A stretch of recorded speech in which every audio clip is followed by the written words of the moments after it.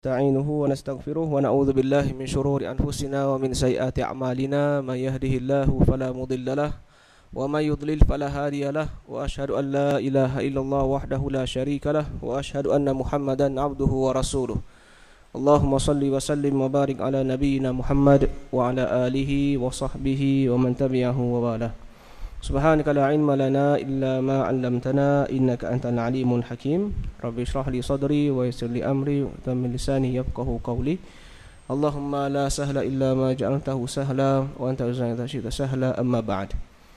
Yang saya hormati dan saya muliakan pengerusi eksekutif Masjid Al-Istiqamah Haji Saad, seterusnya yang saya kasih juga pengerusi majlis dan juga imam waktu pada malam ini, seterusnya kepada sekalian staf-staf sukarelawan Masjid Al-Istiqamah dan kepada para jemaah yang hadir pada malam ini. Semoga Allah Subhanahu Wa Taala sentiasa memberkati apa yang kita lakukan, waktu kita, tenaga kita dan apa sahaja yang kita lakukan di dunia ini. Semoga Allah Subhanahu Wa Taala memberkatinya dan menerima apa yang kita lakukan. Kerana itu adalah di antara ciri-ciri seorang yang bertakwa kepada Allah.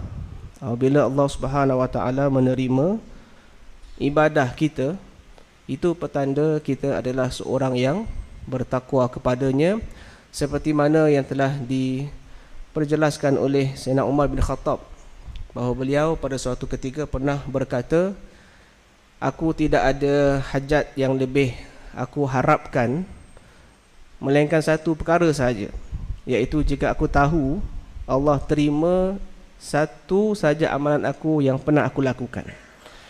Jadi sahabat lain bertanya, kenapa pula begitu? Maka dia kata, kerana dalam Al-Quran ada menyebut sesungguhnya Allah Subhanahu Wa Taala hanya menerima daripada orang yang bertakwa. Jadi kalaulah Allah terima ibadah kita walaupun satu, alhamdulillah, sebab itu adalah petanda kita ni bertakwa kepadanya. Jadi mudah-mudahanlah selama kita lakukan amal ibadah dalam kehidupan kita ini, semoga Allah Ta'ala terimalah ya, segala-galanya insya-Allah.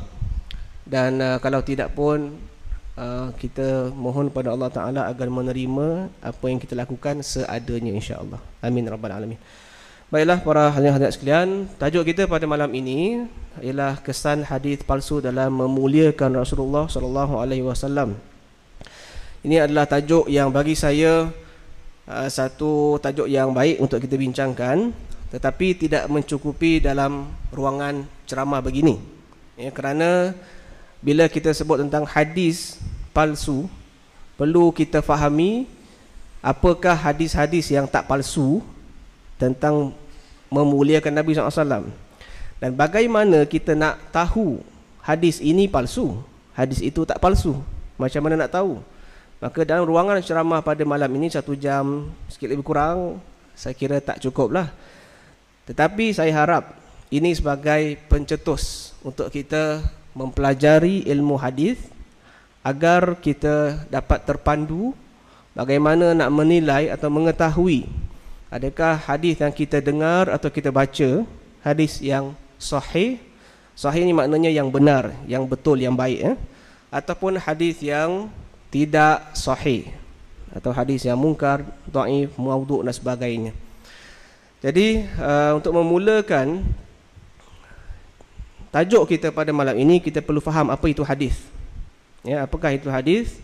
Hadis ialah perkara yang disandarkan kepada Rasulullah sallallahu alaihi wasallam dalam bentuk ucapan, ya, perbuatan, iaitu ucapan Nabi. Nabi pernah sabdakan ya ayuhan nas, ataupun ya Abu Dzar, ya Abu Hurairah, itu sebutan Nabi SAW. Kemudian dalam bentuk perbuatan, ya, Nabi lakukan sekian-sekian amalan.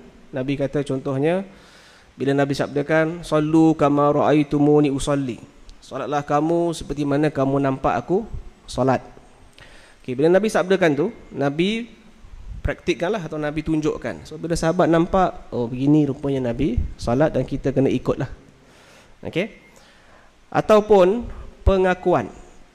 Pengakuan maknanya Nabi mengakui perkara-perkara yang dilakukan oleh para sahabat ataupun Nabi diamkan. Benda tu berlaku dan Nabi tak cakap apa-apa, Nabi biarkan.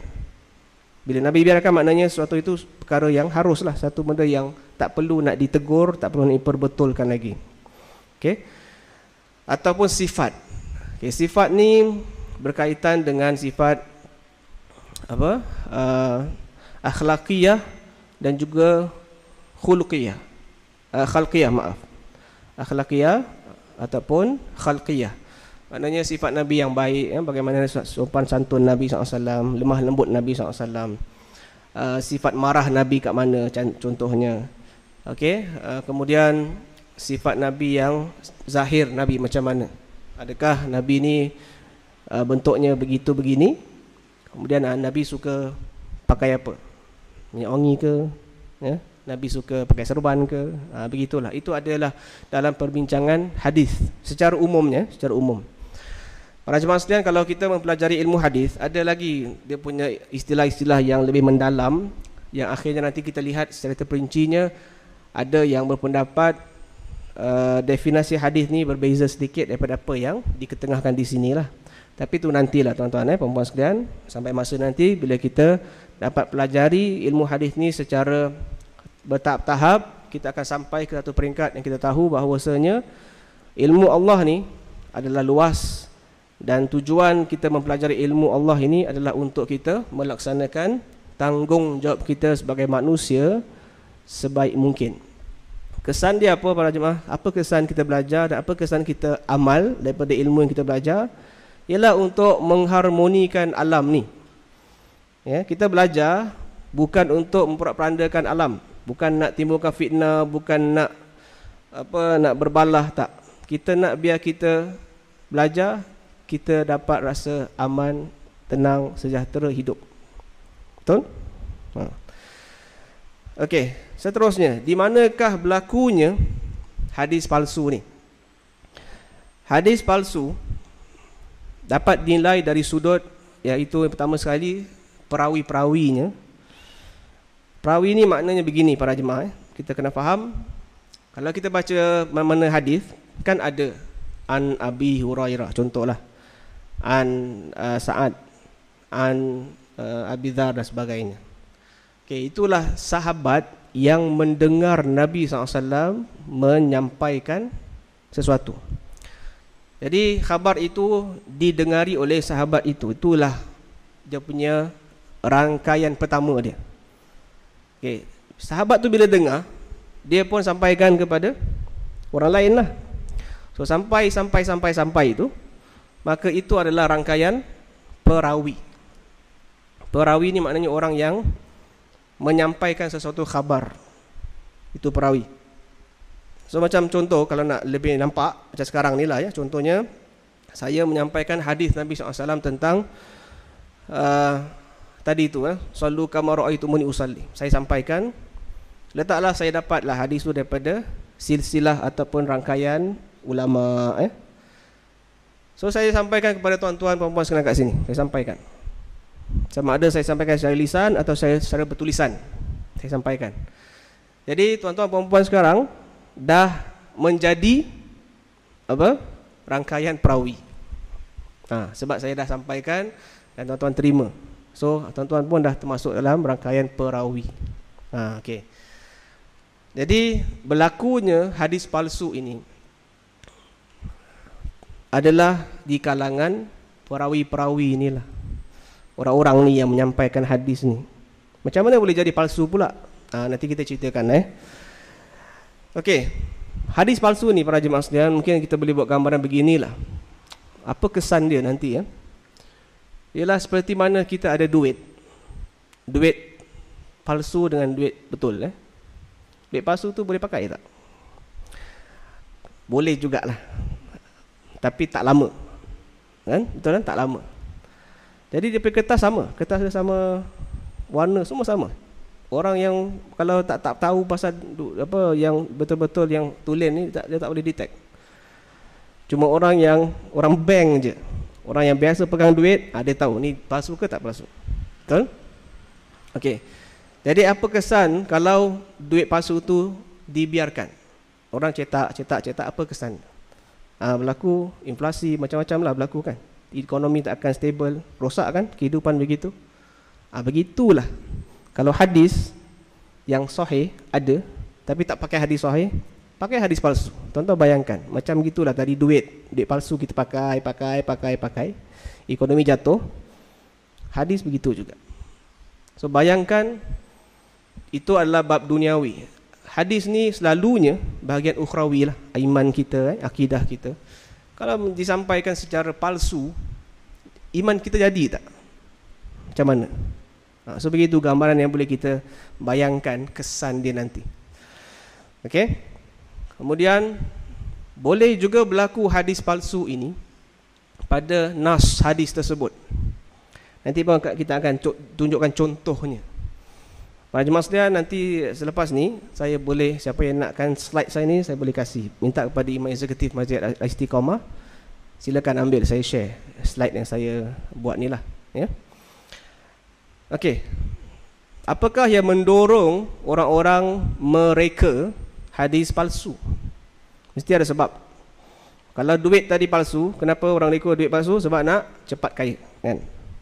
Dia tak nak rugi sedikit pun, tak nak rugi sekejap pun, dia nak untung sentiasa, maka dia pun buat duit palsu. So ada kepentingan peribadi.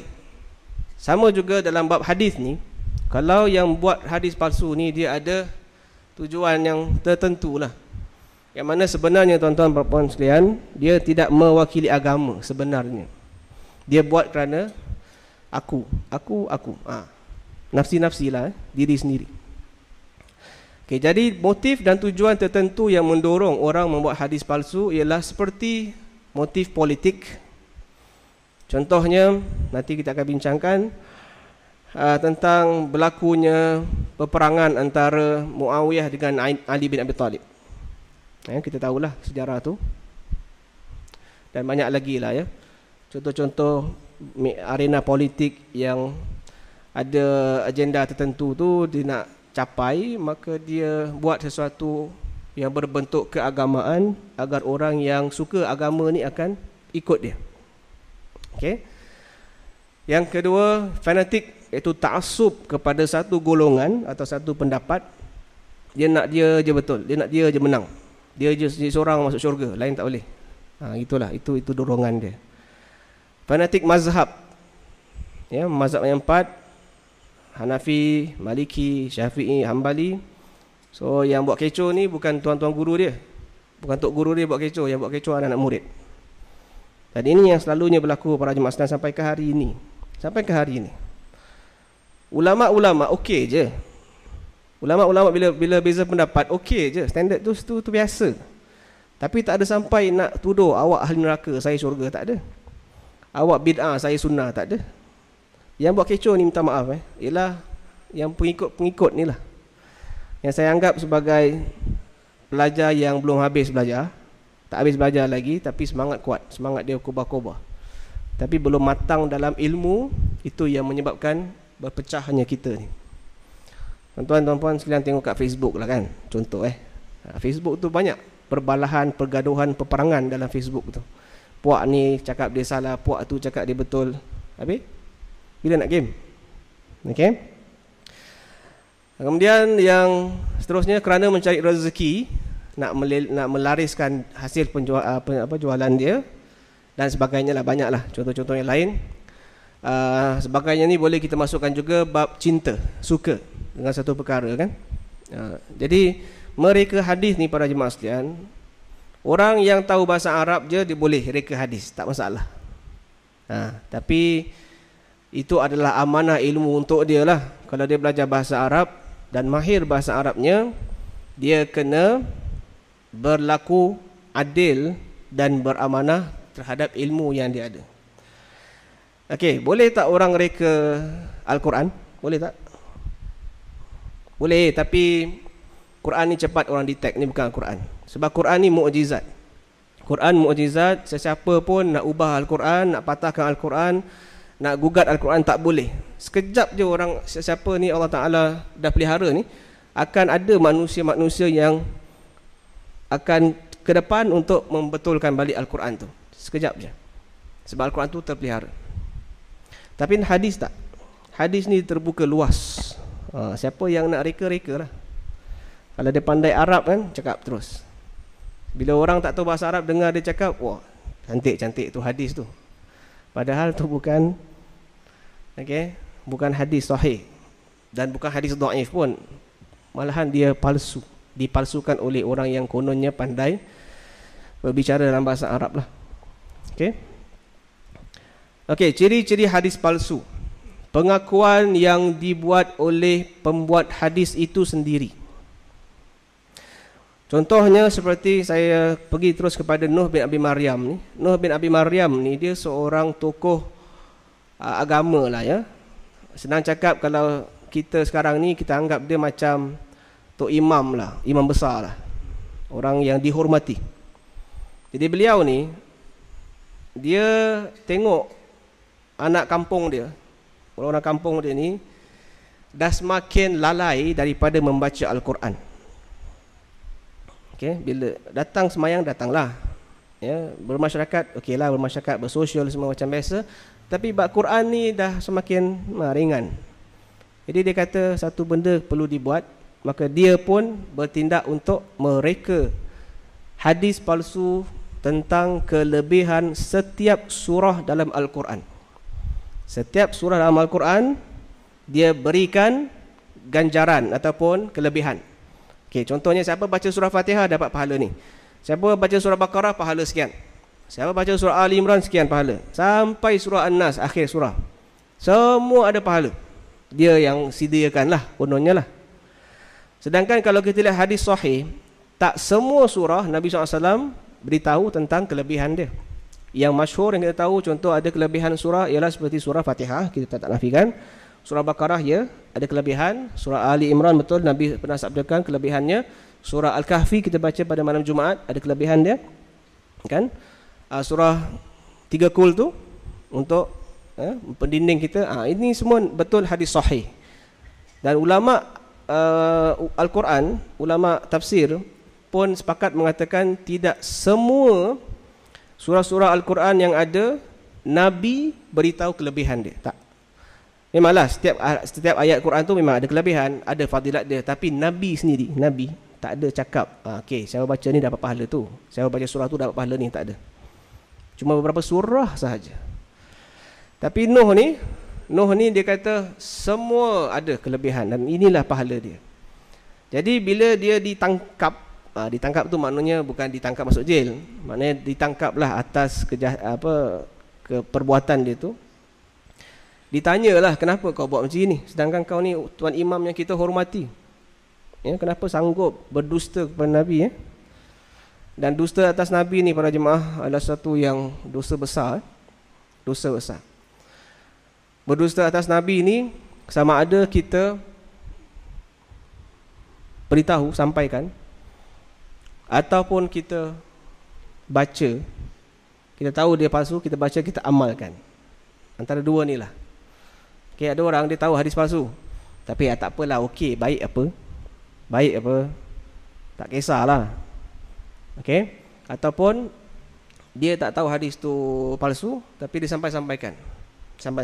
Bila orang tegur dia, ni hadis palsu ni, dia kata alah tak apalah, baik apa, baik jugalah.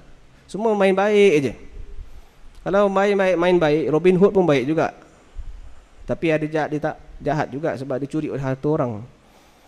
So tak boleh main semua baik lah. Memang itu yang syariat ataupun dalam kaedah fikih mengatakan matlamat tidak menghalalkan cara. Maknanya kalau kita nak capai kita punya matlamat, cara kita pun kena halal juga, kena betul. Tak boleh kita nak bantu orang macam Robin Hood lah, nak bantu orang miskin curi harta orang kaya. Boleh ke? Tak boleh lah. Itu harta orang kaya, itu hak dia. Tak boleh kita curi cuma sembarang. So nak tolong orang miskin, kita kena buatlah koperasi ke, buatlah berniaga apa ke, wakaf ke apa kan. Ada banyak cara lain. Jadi Nuh bin Abi Maryam ni, bila ditanya begitu, dia kata, aku lihat anak-anak kampung ni dah banyak sangat lalai dengan Al-Quran, maka aku buat ni supaya mereka kembali kepada Al-Quran. Jadi ulama hadis sepakat mengatakan perbuatan dia ni adalah perbuatan yang mungkar, yang dosa. Berdosa. Sebab apa? Sebab dia tidak berhak untuk membuat hadis. Sebab hadis tu adalah hak Nabi SAW sahaja. Wahyu yang disampaikan kepada Nabi SAW sahaja. Okey. Kalau kita lihat bahayanya hadis-hadis yang palsu ni, Nabi pernah sabdakan, sesiapa yang man kadzaba alayya muta'ammidan, man kadzaba ada riwayat atau man kadzaba, dua-dua ada riwayat.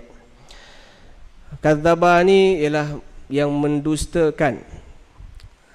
Siapa yang mendustakan diriku, ya, man kadzaba alayya muta'ammidan, siapa yang mendustakan tentang diriku ini dengan sengaja, falyatabawwa maq'adahu minan nar, maka siapkanlah tempat duduknya dalam neraka. Hadis sahih. Hadis sahih Muslim, ya. So bukan senang-senang sebenarnya hukum, bukan ringan hukum orang yang mereka hadis ni. Sebab apa? Sebab apa? Sebab dia adalah hak Allah Ta'ala, syariat. Nabi diutuskan untuk bawa syariat. So syariat ni adalah hak Allah Ta'ala, bukan hak kita tau. Tak boleh suka-suka hati. Macam tadilah duit, adakah kita berhak untuk cetak duit kita sendiri? Kita tak berhak. Yang berhak ialah kerajaan, pemerintah yang berhak untuk riliskan berapa banyak duit atau berapa banyak nilai duit yang diperlukan oleh negara tu. Kita tak boleh buat. Dan siapa yang mencetak duit palsu, apa hukuman dia? Berat hukuman dia. Lama masuk jail tu. So begitulah kita lihat, kalau kita palsukan salah satu daripada komponen syariat, dosa dia, na'udzubillah min dzalik. Nabi dah sabdakan apa? Sediakan tempat di dalam neraka, bukan sebarang. Okey, kemudian yang kedua ialah perawinya terkenal pembohong. Hadis yang diriwayatkan tidak diriwayatkan oleh perawi lain yang thiqah, iaitu dipercayai. Dia terkenal. Memang kalau kita baca atau kita belajar ilmu hadis, kita akan dikenalkan dengan beberapa golongan yang memang terkenal dengan bohong dia. Dia suka tipu. Dia suka cakap apa yang dia nak cakap, yang mengukuhkan pendapat dan agenda dia, dia akan cakap dia. Dan dia masalahnya ialah disandarkan pada Nabi SAW. Itu masalah dia. Para jemaah sekalian, kita ni kalau nak buat apa kat dunia ni, buatlah, terserahlah. Tak ada orang halang. Selagi mana kita buat, kita tahu dia baik. Okey. Tapi baik itu kerana kita rasa dan kita berpendapat dan orang pun tahu dia baik. Kalau begitu, buat je lah. Kenapa perlu sandarkan kepada Nabi SAW? Itu masalah dia. Sekarang saya tanya, kita orang Melayu, apa kebaikan yang kita buat orang Melayu ni? Orang Melayu apa kita buat yang baiknya? Senang sekarang, dekat sini dah nampak dah contoh dia. Contoh macam baju kurung kita pakailah. Okey, baju kurung, baju Melayu. Baju kurung, baju Melayu ni, kalau orang Arab pakai, cantik tak? Mungkin cantik lah, mungkin cantik. Tapi kelakar lah kan, nampak weird, nampak asing, orang Arab pakai baju kurung, baju Melayu. Okey, sekarang ni, pernah tak syariat atau Allah Ta'ala, Tok Syekh Arab, pernah tak dikritik apa pakai baju Melayu ni, bid'ah, haram, maksiat, ada tak? Tak ada kan? Pernah tak orang Arab, yalah, Nabi atau sahabat Nabi ke tabi'in ke, bila pergi ke China sebagai contoh, pernah tak dikritik pakai orang Cina dulu? Tak ada. Sebab dia benda biasa, benda kehidupan, benda jibili, benda yang memang kehendak jiwa kita. Dan apa salahnya pakai? Selagi dia tutup aurat, tak salah. Okey, so itu adalah kehidupan, silakan. Part tu okey. Tapi salah kalau sekiranya kita cakap saya pakai baju Melayu atau baju kurung ni sebab Nabi SAW, dia kaitkan baju tu dengan Nabi. Sebab Nabi SAW suka pada pakaian baju Melayu. Apa tiba-tiba Nabi orang Arab suka pakai baju Melayu pula? Itu part salah. Itu part salah. Jadi sebenarnya hidup ni, tuan-tuan puan-puan sekalian, dia senang tau. Kenapa kita kena komit diri kita dengan benda dosa? Hanya kerana kita nak tambah dia punya spice dia, tambahkan keseronokan dan kehangatan isu tu, kita tambahkan dengan Nabi SAW. Padahal Nabi tak ada kena-mengena langsung dengan urusan hidup dia. So kenapa? Okay, nanti kita akan bincangkan lebih lanjut penghujung syarahan ni insya-Allah, apa yang boleh kita buat sebenarnya dan apa yang tak boleh kita buat dalam konteks amalan. Supaya kita jangan ragu dan jangan keliru. Okey. Okey, seterusnya yang ketiga ialah bertentangan dengan kenyataan sejarah. Contohnya di bawah ni, Ma'mun bin Ahmad Al-Harawi mendakwa ada mendengar hadis dari Hisham bin Amman, iaitu abang kepada Ibn Hibban. Maka Ibn Hibban bertanya, bilakah engkau ke kota Syam? Ma'mun menjawab, pada tahun 250 Hijrah. Mendengar itu Ibn Hibban berkata, Hisham, iaitu abang dia, Hisham meninggal dunia pada tahun 245 Hijrah. Maknanya abang dia yang kau ambil hadis daripada abang aku ni, dia dah mati dulu 5 tahun tau. Baru kau datang kau cakap, oh kau dengar hadis daripada abang aku. Bila masa kau dengar hadis daripada abang aku? So itu bercanggah dengan fakta tarikh ataupun masa. Jadi tak boleh terima lah. Sebab itu satu clear cut pembohongan ataupun nak lari daripada fakta, dia sebut begitu saja suka-suka hati. Dan ini banyak huraian dia kalau kita belajar ilmu hadis yang mendalam lah. Okey, macam mana kita nak kenal hadis palsu ni? Sebelum kita masuk pada tajuk kita, saya rasa tajuk tentang bagaimana kita kenal hadis palsu tentang kemuliaan Nabi ni, itu contoh-contoh yang kita boleh berikan nantilah. Tapi ini adalah dasar yang perlu kita tahu, macam mana nak kenal hadis palsu secara umumnya. Okey, contohnya, yang pertama sekali, menyalahi keterangan Al-Quran yang qat'i. Qat'i ini yang pasti, yang tak ada keraguan dan tidak pula dapat ditakwilkan. Contohnya, adalah orang cakap anak zina tidak akan masuk syurga sampai 7 keturunan. Kesian budak tu. Apa salah budak tu? Yang salah mak bapak, bukan mak bapak dia pun. Ialah orang tua tu lah yang buat kerja terkutuk tu. Salah dia lah, salah mereka berdua lah. Anak ni tak salah. Kemudian ditambah pula 7 keturunan. Lagi berat sungguh hukuman ni. Apa salah saya? Saya lahir ke dunia ni, saya tak pernah minta pun lahir ke dunia. Dan saya pun tak pernah minta ibu bapa siapa yang saya dapat nanti bila saya lahir ke dunia. Apa salah saya? Jadi hadis ni bercanggah dengan Al-Quran, iaitu wa allaisa lil insan illa ma sa'a, ataupun wala taziru waziratun wizra ukhra. Dan orang yang berdosa tidak akan memikul dosa orang lain. Jadi tak boleh kita kata sesiapa pun yang lahir dalam keadaan sekian-sekian habis, tak akan masuk syurga. Siapa dia untuk mengatakan demikian? Kemudian berlawanan dengan hukum akal mengenai Allah Ta'ala dan perkara gaib. Contohnya, ini satu perkara yang bagi saya melampau lah, tapi ada dalam kitab-kitab yang telah pun disebarkan. Contohnya bahawasanya Allah Ta'ala menciptakan kuda, lalu dipacunya kuda itu hingga berpeluh, maka dia menciptakan dirinya dari kuda itu. Na'uzubillah. Macam mana? Hukum akal boleh ke? Orang tu dah ada. Contoh tuan-tuan, kalau kita nak buat apa? Letaklah nak buat kerusi lah. Kita ni pandai bertukang. Kita buat kerusi, kita himpunkan kayu-kayan apa semua, dah buat ukuran semua sekalinya, dah siap kerusi tu. So bila kerusi tu siap, kita ambil sikit daripada kayu kerusi tu, kita jadikan diri kita balik. Boleh? Apa cerita ni? Budak cerita orang gila. Tak boleh diterima akal langsung. Lagi-lagi untuk Allah Ta'ala, macam mana Allah Ta'ala dah ciptakan makhluk, kemudian diciptakan daripada makhluk tu diri dia. Na'uzubillah min dzalik. Ini adalah satu tuduhan yang tak tahulah cakap macam mana. Kemudian dikatakan pula Allah mengadu sakit mata, maka para malaikat datang melawatnya. Ini semua tuan-tuan, kita dengar aja, tak payah tengok sahih tak sahih. Akal akan beritahu kita ini tak betul. Dan ini pun saya nak tekankan, syariat Islam tuan-tuan, sebenarnya syariat Islam ni, dia relevan dengan akal kita. Kalau kita tak boleh terima hukum Allah, salahnya ialah pada akal kita, bukan salah hukum Allah. Contohlah apa hukum. Ada orang sensitif tentang, maaf ibu-ibu di belakang, sensitif tentang poligami, contoh. Okey, poligami sensitif. Ada sampai ke peringkat bukan setakat ibu-ibu, kadang ada lelaki pun terpengaruh. Oh, dia kata tak adil poligami ni. Ya? Sebab untuk lelaki boleh, perempuan tak boleh. Tak adil kata dia.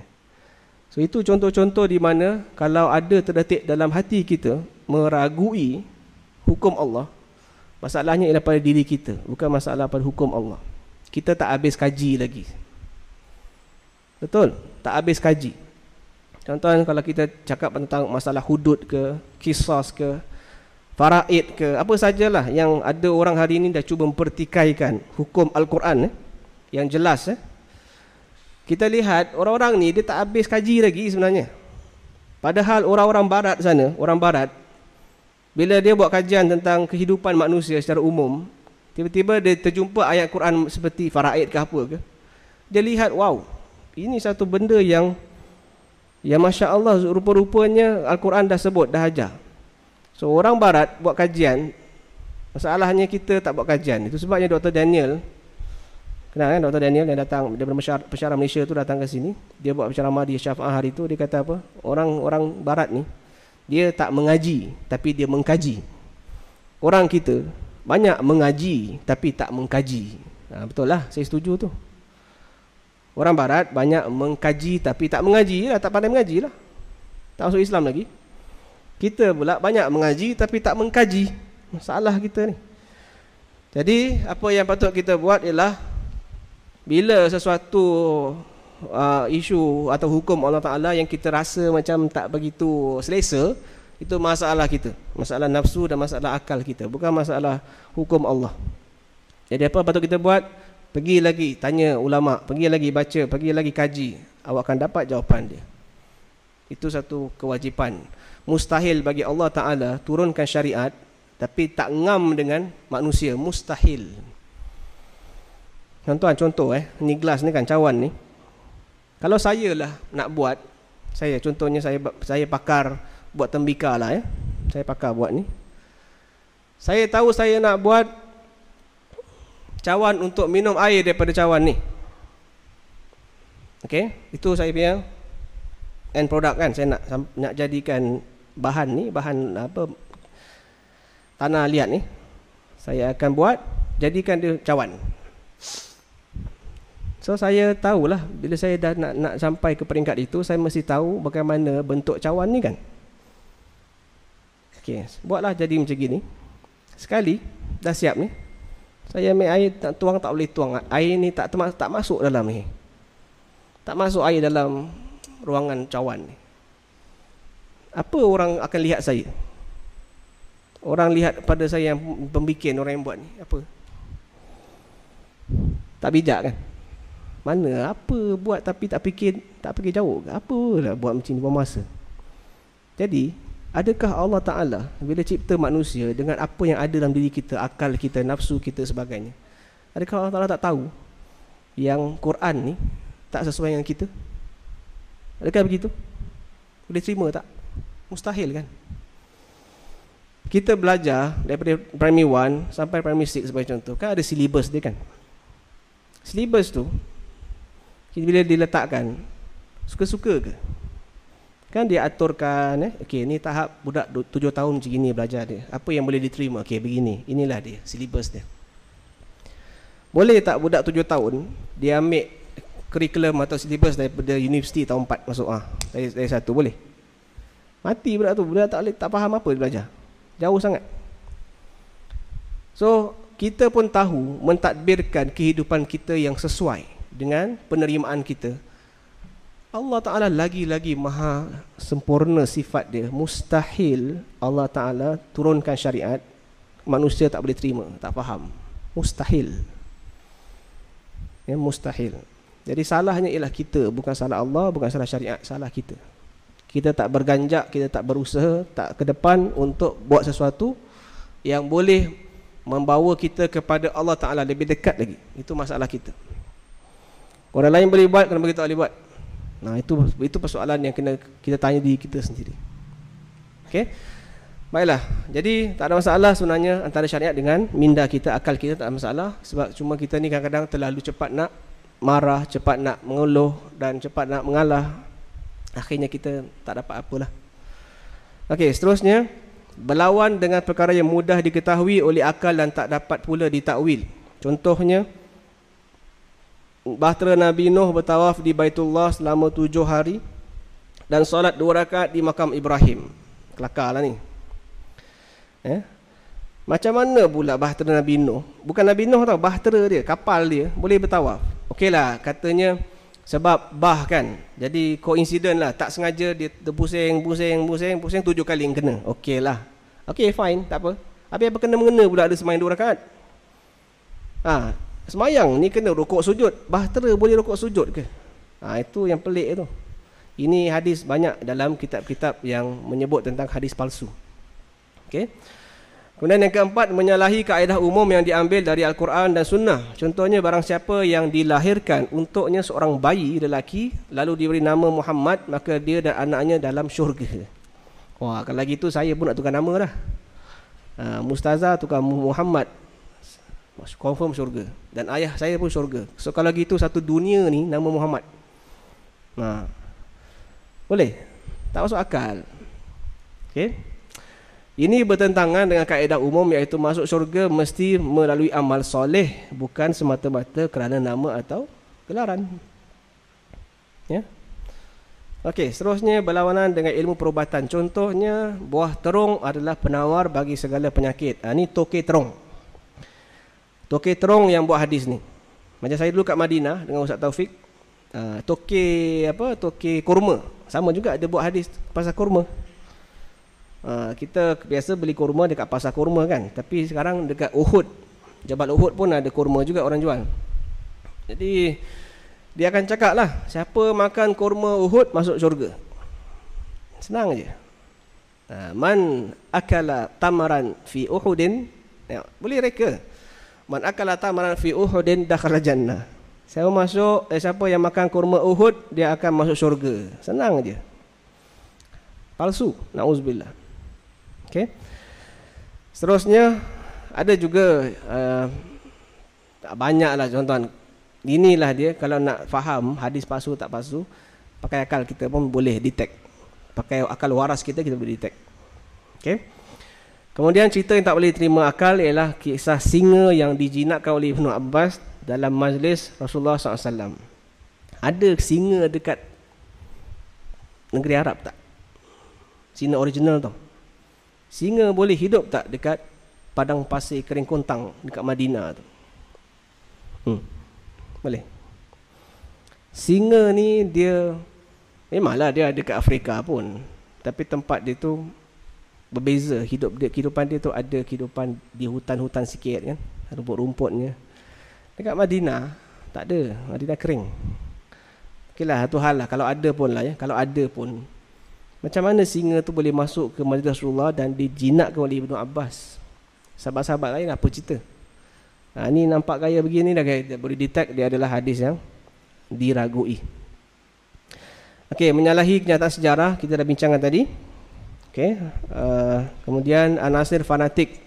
Contohnya, aku beriman kepada Jibril di sisi Kaabah, maka dia mengeraskan bacaan. Hadis ini dibuat untuk mempertahankan pendapat dalam mazhab Syafi'i yang mengatakan Bismillah adalah salah satu ayat dari surah Fatihah yang wajib dibaca dengan suara keras dalam solat jahriyah. Ini khilaf fikih, tak mengapa. Yang penting kita baca Bismillah, bukan tak baca. Tuan-tuan, kita kalau pergi Mekah, Madinah, kan tak dengar kan imam tu baca Bismillah? Bukan dia tak baca tau, dia perlahankan. Salah kalau kita kata kat Mekah, Madinah tu tak baca Bismillah. Salah. Dia baca tapi perlahan. So isu perlahan ke kuat ke Bismillah ni sebenarnya isu beza pendapat dalam mazhab fikih. Kita ni sebagai orang biasa, kita ikut sudah. Kalau kita memang di sini adalah amalan Syafi'iyah, kita ikut baca Bismillah kuat-kuat. Kita kalau pergi Mekah, Madinah buat umrah ke buat haji, kita ikutlah mereka di sana. Tak ada isu. Sama juga tentang kunut ke apa, tak ada isu, ikut siapa yang kita jadikan imam tu, kita ikut dia. Habis cerita. Ya. Okey, yang ke-9, melariskan perniagaan. Macam tadilah, siapa yang makan terong maka dia akan sihat selamanya. Kemudian hadis yang menerangkan pahala yang sangat besar terhadap sesuatu kebajikan yang sangat kecil. Contohnya, sesuatu makanan yang diberikan kepada orang lapar lebih utama daripada membina 1000 masjid. Okey, sesuatu makanan yang diberikan kepada orang lapar lebih utama daripada menerima atau membina 1000 masjid. Sebab dia punya gandengan tu terlalu kecil dan besar sangat, tak boleh, tak ngam. Ini adalah pemerhatian ulama hadis.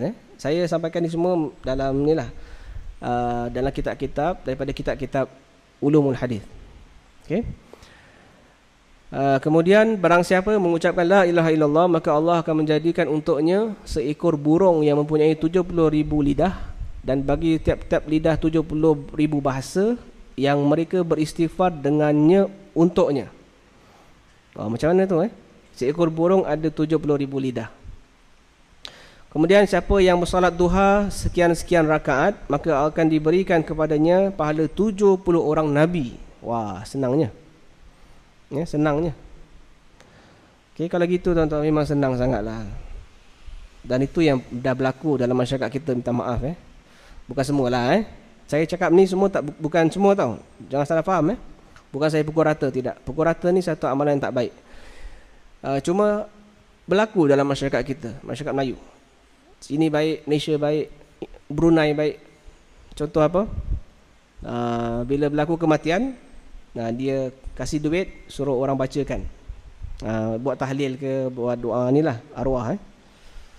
So dia kat belakang makan, happy-happy. Okay? Dia tak boleh baca Quran pun, so dia upah orang untuk baca Quran. So bila upah tu pun satu isu juga. Adakah orang yang membaca tu, dia baca kerana betul-betul nak sedekahkan Fatihah kepada arwah ni ke, atau dia baca sebab dapat upah yang banyak? Itu pun persoalan jugalah. Kita bukan nak cek hati orang, tidak. Tapi dalam kitab-kitab hadis ada dibahaskan tentang masalah sampai tak bacaan Al-Quran kepada arwah, yang mana yang pembaca ni bukan ahli keluarga arwah. Bukan ahli keluarga, maknanya bukan anak dia sendiri, bukan adik-beradik dia ke, bukan apa. Ada pembahasan tu. Okay, tak apalah. Okey, masalah zikir ni saya nak tambah sedikit. Tuan-tuan puan-puan sekalian, bila kita melihat kepada hadis-hadis sahih tentang zikir ni, tentang bilangan zikir. Hadis sahih tentang bilangan zikir yang paling banyak, yang paling maksimum adalah 100. 100. Iaitu kita baca selepas solat kita lah. Subhanallah, alhamdulillah, Allahu akbar. Betul? Dan Nabi juga pernah sabdakan, sesiapa yang membaca la ilaha illallah wahdahu la syarikalah lahul mulku wa lahul hamdu wa huwa ala kulli syai'in qadir pada setiap pagi selepas subuh 100 kali, maka Allah akan pelihara daripada segala keburukan, termasuk sihir, termasuk kejahatan manusia dan sebagainya. Hadis sahih 100 juga. Jadi ulama-ulama hadis melihat selalunya Nabi kalau letakkan angka dalam zikir, paling maksimum 100. Minimum berapa? Sekali lah, 1. 3 tu sunat biasa. Maksimum 100. So kalau ada yang mengajar kita berzikir 2,000 kali, 3,000 kali, 10,000 kali, kemudian dia pula cakap ini yang Nabi ajarkan, itu na'uzubillah, berhati-hati. Jangan sembarang cakap.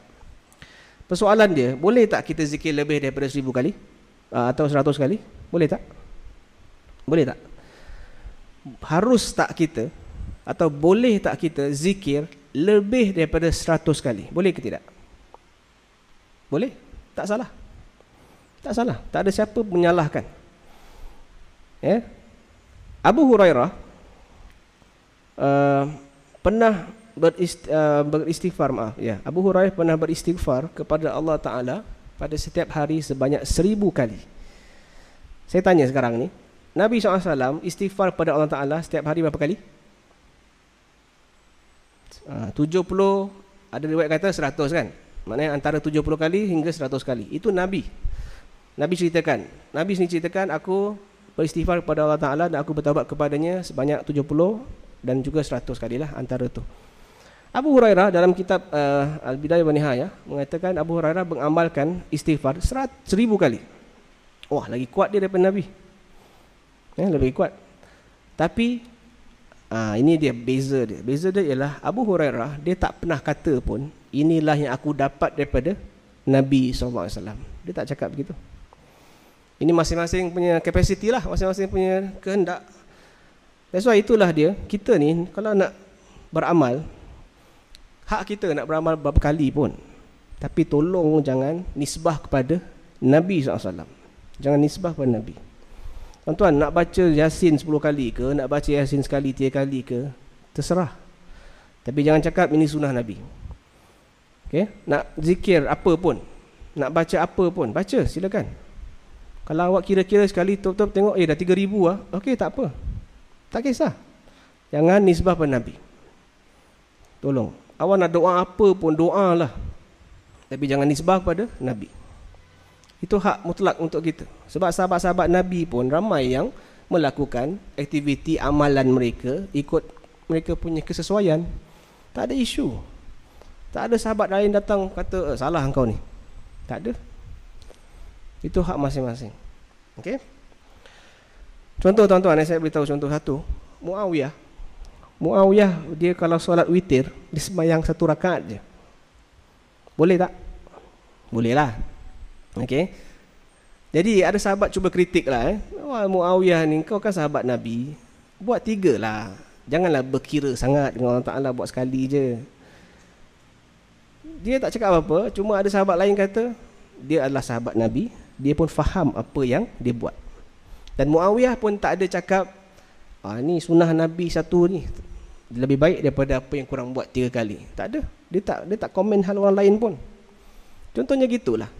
So kita ni, kalau kita nak baca apa pun silakan, tapi jangan nisbah kepada Nabi. Itu saja. Kenapa macam susah sangat Saya pelik kat Facebook ni semua kan. Kenapa awak nak letak nama Nabi juga? Kenapa nak commit yourself to benda-benda yang bahaya lah? Awak kalau tak letak nama Nabi, selamat. Tak apa. Contoh macam hadis, belajarlah kamu ilmu daripada buayan sampai liang lahat. Itu hadis palsu, langsung habis. Tak payah cerita. Tapi makna dia betul tak? Makna betul. Ataupun belajarlah kamu walaupun ke negeri China. Hadis palsu, habis. Mana Nabi boleh sebut, boleh tahu China tu Adalah negara China dulu ada, tapi tak adalah dikenali sebagai negara China. Okey. So mustahil Nabi sebut itu perkataan Sin tu. Dah dibuat kajian pun, ulama dah buat kajian, memang tak ada langsung, tak ada dasar langsung hadis tu ataupun perkataan tu. Tapi betul tak makna dia? Betul lah. Maknanya kita pergilah belajar walaupun tempat lain, tempat luar, mana jauh pun pergilah. Maksud betul.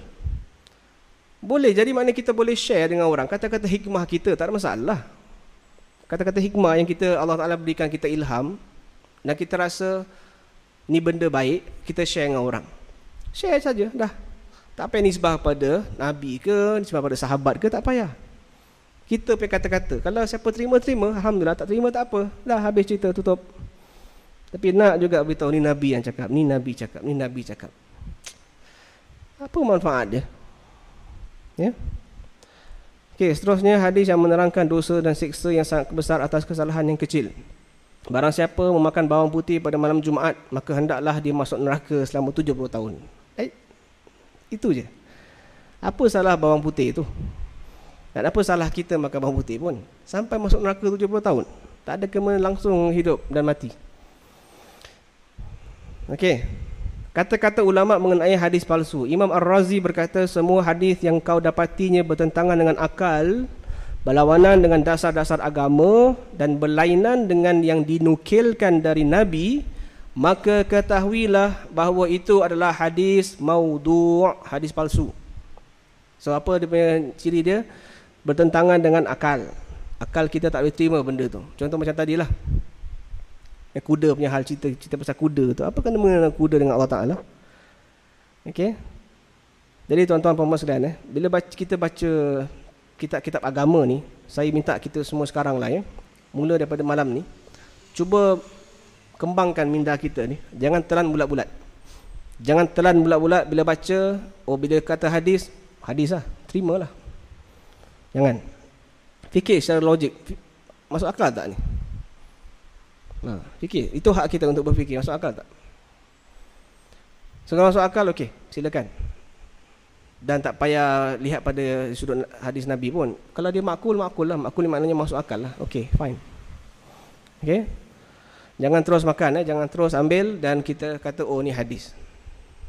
Okey. Kemudian yang kedua ialah berlawanan dengan dasar-dasar agama, bercanggah dengan Al-Quran, bercanggah dengan perkara-perkara yang berkaitan dengan dasar agama seperti salat. Salat tu dah difardukan 5 waktu, tiba-tiba kita dah baca-baca kitab, oh rupa-rupanya kalau kamu dah sampai satu makam ni tak payah sembahyang 5 waktu. Kamu sembahyang 3 waktu cukup. Contohlah kan. Itu tak betul lah. Maknanya sembahyang 5 waktu ni sampai kiamat pun kalau kita masih hidup kita kena sembahyang 5 waktu. Okey. Kemudian Imam Ar-Rabi' mengatakan bahawasanya di antara hadis-hadis itu adalah hadis yang bersinar seperti sinaran waktu siang dan bahawasanya di antara hadis-hadis itu ada hadis yang gelap seperti malam. Kita mengetahuinya dengan gelap itu. Maknanya hadis yang sahih ni kita tahu dia, kita baca pun kita tahu dia memang sesuai sangat dengan kita. Tuan-tuan sekalian, hadis sahih kalau kita amal dia akan timbulkan keberkatan. Sebab apa? Sebab datang daripada Allah Ta'ala. Kalau hadis palsu tak ada berkat. Macam tadilah duit palsu kan. Belanja, nanti kena tangkap, masuk jail, habis. Berkat apa tu? So hadis palsu begitu, kita amalkan, kita akan tetap rasa kosong lagi, masih kosong. Tak mantap iman kita ni, tak rasa. Sebab hadis palsu, minta maaf lah. Okay. Imam Al-Jauzi berkata, hadis mungkar, yakni hadis maudhu' ini menggementarkan kulit penuntut ilmu dan kebiasaannya tidak diterima oleh hati. Ini dia. Okay. So sebab saya katakan tadi, bila baca mana-mana nas hadis atau kita dengar, fikir dulu, berterima akal tak? Dan rasa tenang tak hati ni? Kalau rasa tenang, okey, jalan terus. Kalau tak, tolak sudahlah. Okey, sebab banyak lagi tuan-tuan, banyak lagi hadis-hadis sahih yang kita tak amalkan. Itu masalahnya. Okey, kesan hadis palsu secara umum secara umum merosakkan akidah.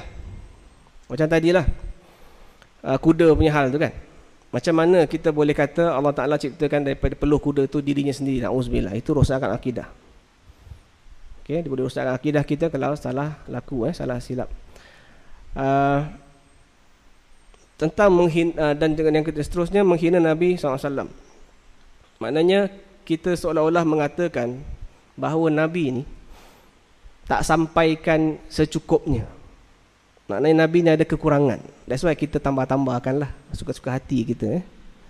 Macam kita pula ada perjanjian dengan Nabi yang kita boleh buat hadis selepas Nabi meninggal. Mana boleh? Okay, menghina Nabi SAW secara tak langsungnya kita ni. So jangan memandai-mandai. Lagi orang yang ada ilmu, kalau dah belajar agama, ini berlaku banyak ni. Dekat sini, dekat Malaysia pun dia belajar tak habis lagi. Belajar tak betul pun. Tapi dia punya cakap dia kalahkan orang alim lah. Bila dinilai balik dia punya kata-kata hadis-hadis dia dari dalil dia, salah.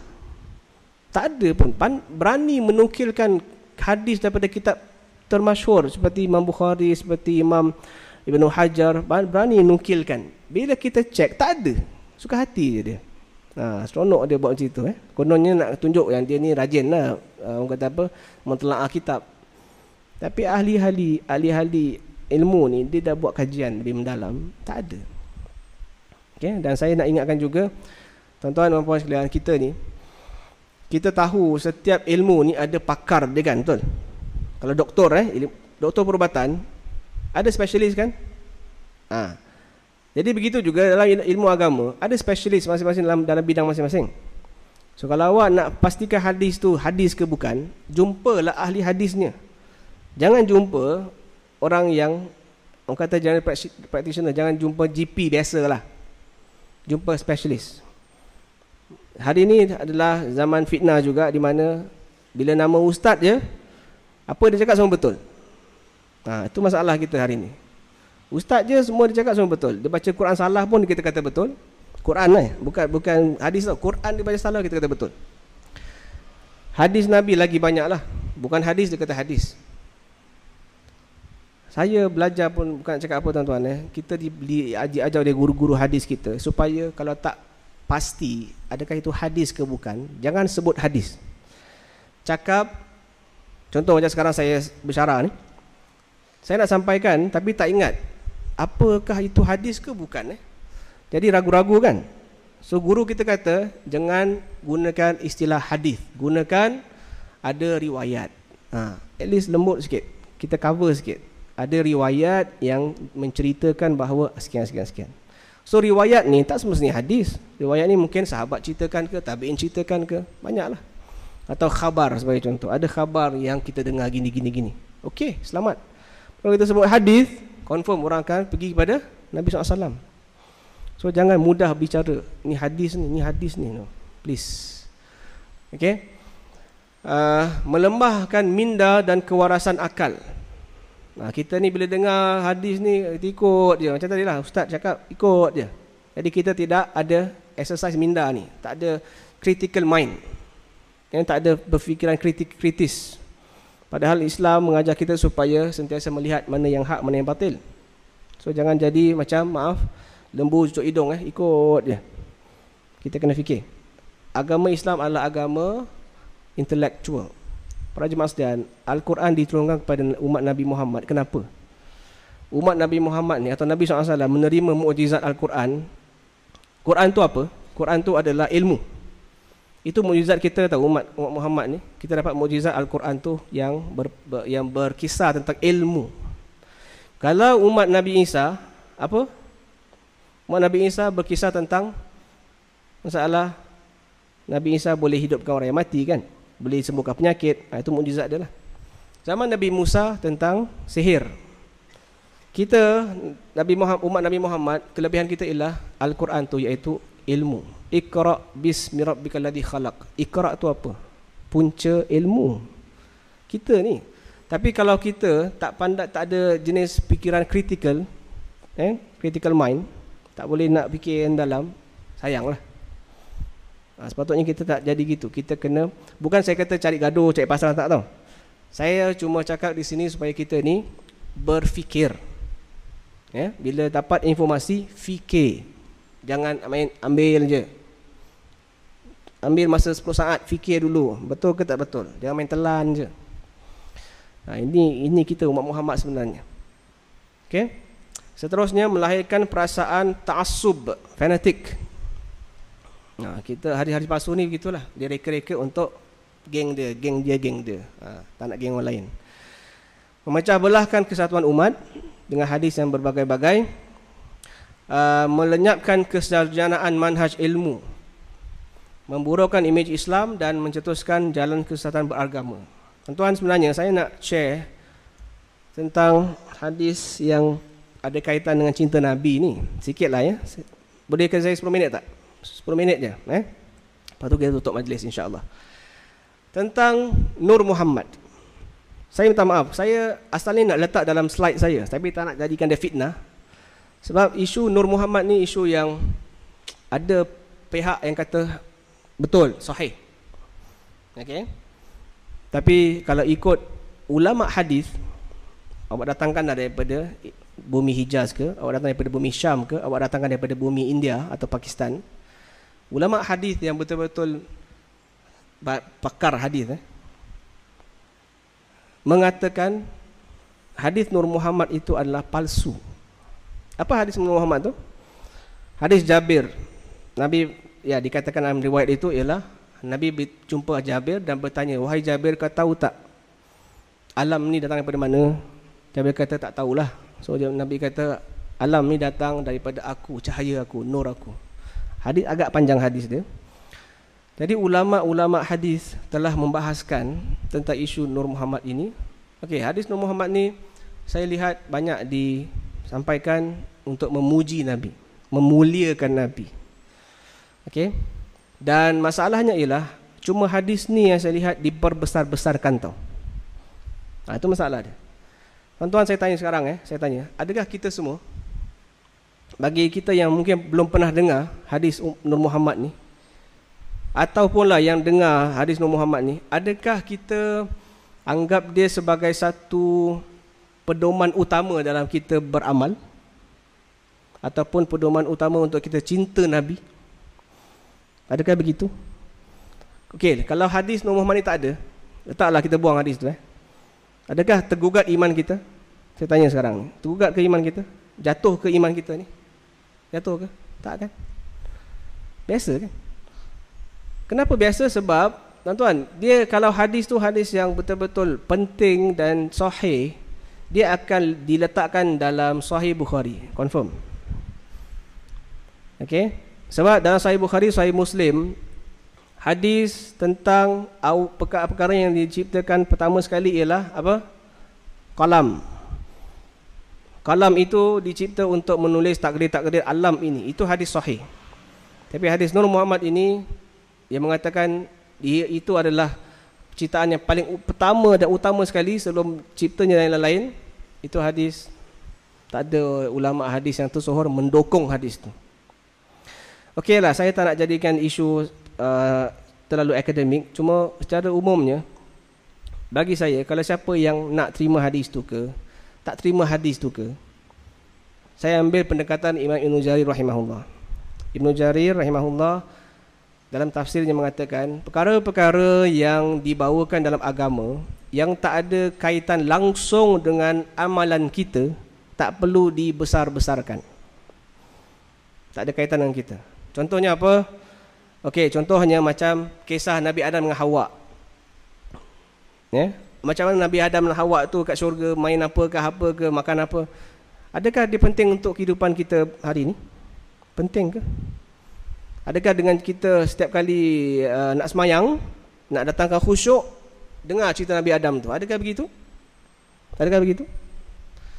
Adakah kita sekarang ni nak tambahkan cinta Nabi SAW, nak rasakan rindu pada Nabi, kita bawakan hadis Nur Muhammad tu lah? Perlu ke? Tak perlu kan? Tak perlu. Apa perlunya? Okey? So, tak ada keperluan, tak ada kepentingan. Dia sahih ke, dia tak sahih ke? Kalau awak tak nak terima lah dia tak sahih, awak nak mati-mati juga awak kata, oh hadis sahih, okey lah, tak apalah. Tapi apa perlunya untuk kita timbulkan isu itu sampai berpecahnya masyarakat kita ni? Ada dua camp. Oh dia kata dia ni sufi lah, dia ni oh taklah, macam-macam tuduhan. Padahal kita semayang sama-sama kat masjid. Tak boleh ambil semangat semayang sama-sama tu ke? Contoh banyak benda yang kita ni dilalaikan dan dilekakan dengan benda-benda sampingan tau. Dan kalau tak dapat apa-apa, okey. Yang kita khawatir datangkan dosa tu, khawatir tu. Banyak contoh lain yang kita boleh buat untuk menunjukkan kita ni cinta Nabi. Contoh macam ni lah, masjid. Jangan pergi jauh, masjid je. Saya suka kasih contoh masjid, senang. Kalau cinta Nabi, lagi-lagi kaum bapa, datang masjid, semayang, berjemaah 5 waktu. Nabi kata apa? Sesiapa yang ulang alik ke masjid, saksikanlah dia adalah orang yang beriman, benar-benar iman. Ada hadis yang lain, siapa yang man ghada warah ila masjid a'adallahu lahu ma'idatan fil jannah, atau kata Nabi SAW. Sesiapa yang ulang alik pagi-pagi, pagi petang, siang malam ke masjid, Allah akan siapkan bagi dia rumah di dalam syurga. Hadis sahih. Dan Nabi pernah sabdakan kepada seorang sahabat, ya Rasulullah, aku minta satu benda lah daripada engkau, iaitu aku nak bersama engkau nanti dekat syurga, sama-sama, rapat-rapat. Nabi kata apa? Boleh, tapi bantu aku untuk bantu diri engkau sendiri agar banyakkan sujud kepada Allah. Apa maknanya? Solat lah. So orang yang solat, banyak solat lillahi ta'ala, dia akan dekat dengan Nabi SAW nanti di sana. Apa lagi? Akhlak yang mulia. Nabi kata orang yang paling tinggi dan dekat darajat di sisi aku di syurga nanti ialah orang yang baik akhlak dia. Itu bukti cinta kita dengan Nabi SAW. Akhlak mulia. Banyak tuan-tuan, kita dah amalkan tak ni semua? Banyak kita tak amalkan sunnah Nabi untuk membuktikan cinta kita kepada Nabi SAW. Tapi kita kecoh benda lain. Benda yang tak ada kena mengena dengan ibadah kita, kita kecoh sampai berpecah belah kita ni. Benda utama tak buat. Semayang. Kalau awak dah penuhkan masjid, Istiqamah ni contohnya, kalau subuh penuh lah dewan ni, okey lah, awak boleh cerita benda lain lah, kira awak dah berjaya satu peringkat lah. Tapi berhasil tak? Tak berhasil. Okey, saya hari tu pergi ke Mesir dengan Ustaz Taufik juga. Sembahyang subuh di masjid daerah sana tu, saya kira kita dekat sini lagi baik lah, betul? Kita dekat sini kat Singapura lah, saya berani mengatakan di Singapura, seluruh Singapura, saya berani mengatakan jemaah subuh di masjid Singapura, seluruh Singapura, melainkan di tempat-tempat yang seperti masjid Kampung Sembawang tu jauh lah, saya yakin satu saf ni penuh, betul tak? Kalau tempat saya Alhamdulillah 2 saf lah, atau 2 saf setengah. Yang saya tahu tempat lain pun lebih daripada itu. Dan masjid ni saiz dia lebih besar daripada masjid sana. Jadi sana pula separuh je saf. Kalau buang kita budak luar ni, tinggal orang Arab je lah ya, separuh je subuh. Dan di situlah baru saya faham kenapa orang Yahudi cakap hari ni, pembesar Yahudi kata jangan risau kepada orang Islam ni, sebab dia belum lagi penuhkan saf subuh dia seperti mana dia penuhkan saf hari Jumaat. Kalau subuh dia macam hari Jumaat, ramai sampai terbuang-buang luar masjid, dia kata baru waktu tu kita takut dengan orang Islam.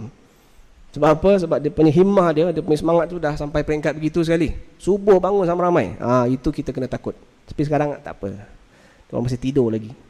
Sebab apa tidur? Sebab tengok cerita Hollywood sampai pukul 2. Gitulah. Sorry minta maaf Jadi bagi mereka kita boleh makan orang Islam ni, tak apa. Ni benda dasar tuan-tuan, benda dasar untuk membuktikan kita cinta Nabi SAW. Banyak benda sahih yang kita tak amalkan. Kenapa nak sibuk dengan benda yang tak sahih? Sebab saya tak nak bawakan contoh-contoh tentang hadis-hadis yang palsu tentang cinta Nabi ni, tak guna. Sebab apa? Kita nak bawa diri kita kepada keutamaan ibadah. Jadi bagi kaum bapa, jom kita sama-sama kuatkan semangat datang masjid, memakmurkan masjid. Okey? Tak kira kita parti politik apa ke, tak kisahlah, politik buang. Kita cakap ni sama rata kita dengan Allah Ta'ala. Saf yang sama. Penuhkan saf ni. Dan ambil roh, kita bersepakat satu saf. Okey, ambil roh itu, kita boleh akur di hadapan Allah Ta'ala. Sebelah kita ni tak sama idea kita, tak sama pendapat, tapi kita tetap sembahyang sebelah-sebelah. Ambil roh tu, bawa keluar nanti. Itu ukhuwah tu, persaudaraan. Subhanallah, indah Islam ni. Dia ajar kita untuk hidup harmoni ni daripada solat tu. Tapi ramai yang perasan. Tengok, kita habis sembahyang, apa kita cakap? Assalamualaikum. Assalamualaikum. Orang yang tadi kita benci pun tengok, kita dah beri salam kat dia. Saya tak langsung kita dah mengharmonikan balik hubungan kita. Solat, zikir kita. Ya, kita ada selawat atas Nabi tak? Kita ada tak istighfar macam tadi hadis yang Nabi sabdakan, aku beristighfar pada Allah Ta'ala 70 kali, 100 kali. Buat tak? Nanti kita nak tidur malam nanti, kita hafal tak doa yang Nabi ajar, kita nak tidur baca doa apa? Besok pagi kita bangun, kita baca doa tak? Dan macam-macam lagi lah. Bukti kita cinta Nabi ni tak habis lagi kita buat. Tapi sibuk dengan benda-benda yang remeh-temeh, yang tak sahih pun kita masukkan dalam kehidupan beramal kita. Buat apa? Okey. Dan kita jangan lupa tuan-tuan puan-puan sekalian, apa yang kita buat di sini akan dipersoalkan nanti di akhirat. Di antara perkara yang akan ditanya ialah masa kita. Masa hidup kita, kita buat apa? So kalau agaknya kita berani tak bertemu Allah Ta'ala nanti, kalau Allah Ta'ala tanya, kau buat apa sekian-sekian waktu ni? Berani tak kita kata, oh aku perjuangkan inilah untuk itu. Untuk apa? Adakah itu benda penting untuk kau lakukan sehingga bukan baik pun apa natijah dia, tapi memecah belahkan orang, timbulkan fitnah kepada orang. Padahal isu tu isu peribadi tu. Itu masalahnya ni. Apabila orang ada pangkat, ada kedudukan, ada kuasa bercakap, dan dia bila bercakap tu dia ambil kesempatan kuasa dia untuk orang yang mendengar ni ikut agenda dia, itu problem lah. Contoh tuan-tuan, kalau saya, contoh saja, kalau saya ni suka lepas sembahyang subuh setiap hari, saya suka baca Yasin, sebagai contoh saya ceritalah pada anak murid. So anak murid kalau ambil cerita saya, Setakat cerita saja. Jangan kata oh syekh ni ataupun tuan guru ni dia baca Yasin setiap pagi, mesti ada kaitan dengan sunnah Nabi. So kita buatlah. Okey, buat tapi jangan kaitkan dengan sunnah Nabi tu bahaya. Macam mazhab Malik, Imam Malik rahimahullah.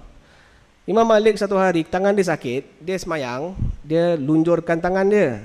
Dia tak buat macam ni. Dia tak ikat, dia tak lipat tangan dia. Dia labuhkan. Imam Malik ni seorang imam hadis. Orang tak kita lah. Apa yang kita nampak orang hadis ni buat dalam ibadah, kita akan ikut kan. Jadi masalahnya ni, ada di antara anak-anak murid Imam Malik ni, dia tengok tu, dia tak justify atau dia tak clarify dengan Imam Malik. Kenapa hari tu Imam Malik lepaskan tangan? Dia tak clarify.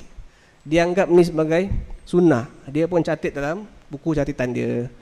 Buku catatan dia tu tersebar lah. Jadi orang selepas tu bila baca, oh ni anak murid Imam Malik ni. Oh, mengisahkan Imam Malik pernah melabuhkan atau melepaskan tangan dia. Oh, itu sunnah rupanya. Sunnah itu di antara sunnah Nabi waktu semayang.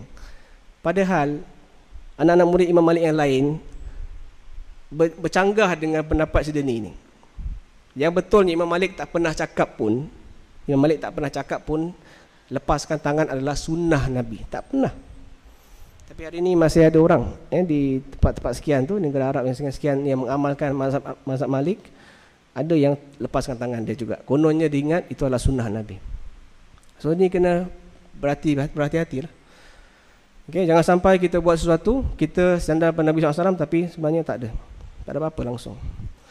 Okey, akhir sekali ini, ketahuilah bahawa siapa yang mencintai seseorang, dia akan mengikuti orang itu atau seumpama orang itu. Betul tak? Ya, hari ni orang kata idol lah, my idol lah, whatever kan.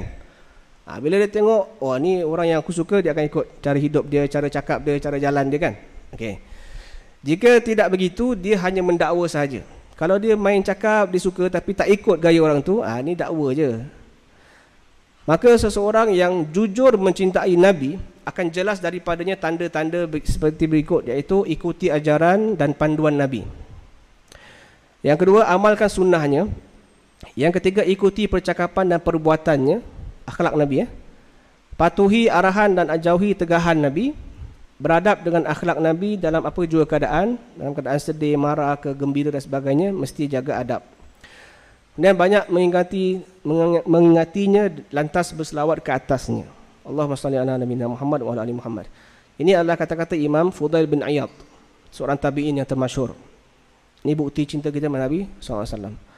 Kemudian Imam Al-Qastalani berkata, memperjuangkan agama dengan kata dan perbuatan, dengan kecenderungan yang kuat padanya, iaitu pada agama, berakhlak dengan akhlak Rasulullah SAW dari sudut pengorbanannya, tawaduknya, kelembutannya, kesopanannya dan kemurahannya. Ini pendapat Imam Al-Qastalani, membuktikan menunjukkan bagaimana kita buktikan cinta kita kepada Nabi SAW. Ini dia. Okay, dan akhir sekali melakukan apa yang disukai Nabi dan menjauhi apa yang dibencinya. Secara umum lah. Okay, itulah kita buat bertahap-tahap tuan-tuan. Jangan fikir nak mimpi Nabi lah. Mimpi Nabi ni anugerah khas Allah berikan kepada siapa yang dikehendaki. Mimpi Nabi ni insya-Allah akan datang. Tapi tak boleh jadi keutamaan dalam agenda hidup kita, tak boleh. Agenda hidup kita ialah solat 5 waktu. Awal waktu kita buat di masjid insya-Allah bagi kaum bapa. Okey. Keutamaan ni kita buat dahulu. So mimpi Nabi nanti akan datang insya-Allah. So jangan kita nak terjun lompat terus ke benda-benda yang gaib-gaib ke benda-benda yang supernatural ni. Nantilah dulu nanti. Nak jadi wali ke apa nanti, insya-Allah awak jadi wali. Tapi buat dululah benda-benda ni. Jangan fikir nanti keramat lah mimpi tu mimpi ni, itu nantilah. Settlekan dulu semayang kita, settlekan dulu kita beristighfar kita, settlekan dulu perhubungan kita sama kita ni silaturahim kita. Keutamaan tu please kita tegakkan, kita utamakan insya-Allah. So saya kira cukuplah sekian ringkas hari untuk malam ini tentang bukti cinta kita Nabi SAW dan kesan hadis palsu ni. Saya sarankan tuan-tuan kalau nak tahu lebih lanjut bagaimana nak membezakan hadis sahih dengan hadis yang tak sahih, kena masuk kelas khas dalam bidang ilmu hadis. Kalau begini saja tak mencukupi, ya. Dan mudah-mudahan kita semakin peka dengan apa yang kita amalkan, dan saya harap kita semakin berhati-hatilah bila kita membaca atau kita mendengar hadis-hadis ataupun orang yang menyampaikan tu dia kata hadis, kita ni switch on kita punya minda ni, cergaskan sikit minda kita, buat analyse sikit lah. Boleh masuk akal tak benda tu? Kalau tak, jangan sandarkan kepada Nabi, ataupun kita ambil saja kalau ada manfaat kita ambil, tapi jangan sandarkan kepada Nabi SAW, ataupun kita tolak teruslah kalau dia betul-betul bercanggah dengan akidah, ya. Dan mudah-mudahan kita dapat menjadi golongan yang Nabi SAW rindui. Saya akhiri kuliah syarahan kita pada hari ini. Nabi pernah berkata kepada sahabat, aku rindui ikhwani, aku rindui teman-temanku. Sahabat-sahabat bila dengar, ya Rasulullah, bukankah kami ini sahabat-sahabatmu? Nabi kata, bala, betul, kamu sahabat-sahabat aku, tapi haula, mereka-mereka tu teman-teman aku. Apa beza dia? Bezanya ialah mereka-mereka yang datang selepas kamu nanti beriman denganku, tapi tak pernah jumpa aku, tapi tetap beriman dan terus beriman dan mengamalkan apa yang aku bawakan, dan aku merindui mereka nanti di akhirat. Itulah kita, insya-Allah. So kalau nak jumpa Nabi SAW, kita kena ikuti apa yang Nabi ajarkan, seperti mana sahabat-sahabat amalkan, kita ikutlah. Walaupun tak popular, tak masyhur, ya, tak gerik ke, tak apa ke, tak apa, kita amalkan, insya-Allah. Ya, mudah-mudahan kita terhimpun dalam golongan itu. Amin ya rabbal alamin. Saya rasa cukup untuk malam ni. InsyaAllah kita jumpa lagi pada sesi-sesi yang akan datang, insya-Allah, kalau ada jodohnya lah. Kita akhir dengan tasbih kafarah dan suratul asr. Subhanakallahumma wa bihamdika asyhadu an la ilaha illa anta astaghfiruka wa atubu ilaik. Bismillahirrahmanirrahim. Wal asri innal insana fi khusr illa alladhina amanu wa amilus salihati wa tawasaw bil haqqi wa tawasaw bis sabr. Rabbana atina fid dunya hasanah wa fil akhirati hasanatan wa qina adzaban nar. Wa sallallahu ala nabiyyina Muhammadin wa ala alihi wa sahbihi wa sallam. Walhamdulillahi rabbil alamin. Wassalamualaikum warahmatullahi wabarakatuh.